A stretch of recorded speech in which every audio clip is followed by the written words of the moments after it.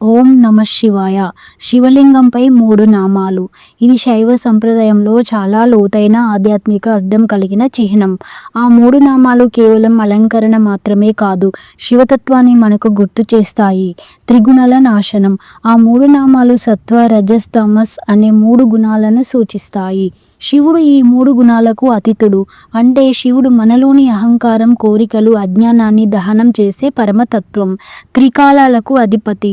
ఈ 3 నామాలు భూతం, భవిష్యత్, వర్తమానం ఈ 3 కాలాలపై శివుడికి ఆధిపత్యం ఉందని సూచిస్తాయి.